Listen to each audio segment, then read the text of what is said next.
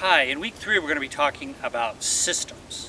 And whereas last week we talked about patterns, which was sort of a fuzzy topic, and we were actually trying to get you to look at a wider range of patterns and use a very informal likelihood method. This time we're going to have the approach, that is the systems approach, is very specific. We're going to be looking at constraining the way you describe systems so that you can use the same description on many different examples. And here's a typical example. I've got here a greenhouse, there's a roof, catches rain, goes through this pipe, ends over in this storage tank over here that we use for watering the garden.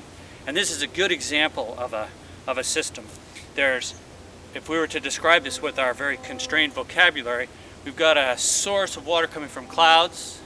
It hits the roof, it goes through a flow and ends up in a tank, and on the tank there's a valve that we can let water out or not, and that's sort of an information control.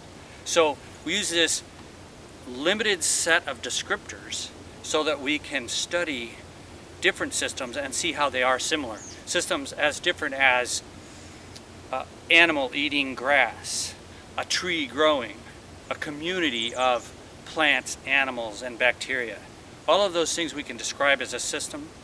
We can also describe things like carbon and nitrogen cycles in the global carbon and nitrogen cycles as a system, and look for very particular things. And when we do that, we're looking for some key elements in these systems that help us understand how they work. One is positive feedback, another is negative feedback, and another is just flow control, where the system might run out of the material. And another important one is steady state. So by using these constrained vocabulary, we see that those motifs coming up over and over again.